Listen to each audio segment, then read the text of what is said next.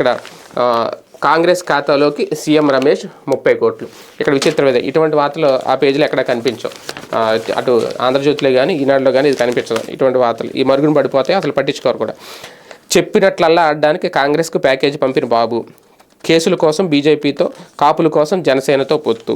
2019లో ఓడిన వెంటనే సీఎం రమేష్ను బీజేపీకి పంపిన బాబు, ఆయన ద్వారానే 2023లో కాంగ్రెస్కి 30 కోట్ల నిధులు అందాక షర్మిల పార్టీ విధానం, ఏపీ పీసీసీకి నియామకం, ఆది నుంచి జగన్ టార్గెట్గానే విమర్శలు. ఇప్పుడు కడపలో పోటీ కూడా పీకే, షర్మిల, పవన్ సహా బాబు బ్యాచ్ మొత్తానికి ప్రత్యేక విమానం కూడా రమేష్దే. అంటే ఈయన చెన్నంనేని రమేష్ ఎవరైతే ఉన్నారో ఈయనే మొత్తం కీలకం, ఈయన ద్వారానే మొత్తం చంద్రబాబు అంతా కథ నడిపిస్తున్నారు అంటూ సాక్షి ఒక కథనం రాసుకొస్తుంది. అలాగే టీడీపీలో ఆగ్రహ జ్వాల, ఈ వార్త కూడా ఎక్కడ కనిపించదు. ఎప్పుడైతే ఆశావాహులకు సీట్లు దక్కలేదో మూడో జాబితాలో చాలా చోట్ల రోడ్డు ఎక్కారు, నిరసనలు చేశారు, చంద్రబాబు డౌన్ డౌన్ అంటూ నినాదాలు కూడా చేశారు, చంద్రబాబు ఫోటోలు కాల్చేశారు, జెండాలు కాల్చేశారు, చాలా బీభత్సం సృష్టించారు. అది ఎక్కడ ఆంధ్రజ్యోతిలో కానీ ఈనాడులో కూడా రాదు. ప్రపంచం అంతా ప్రశాంతంగా ఉన్న ఆంధ్రప్రదేశ్ అంతా ఎవరికి సీట్లు ఇవ్వకపోయినా అంతా జై చంద్రబాబు అంటున్నారు అన్నట్టుగానే వార్తలు ఉంటాయి. కానీ అసలు విషయం ఇదనమాట. టికెట్లు కేటాయింపై బగ్గుబన్న నిరసనలు, పార్టీ జెండాలు, కరపత్రాలు కాల్చివేత, చంద్రబాబు లోకేష్ ఫోటోలు దహనం,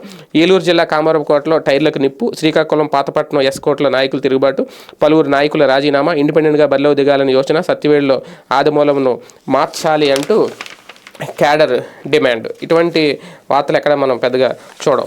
తప్పు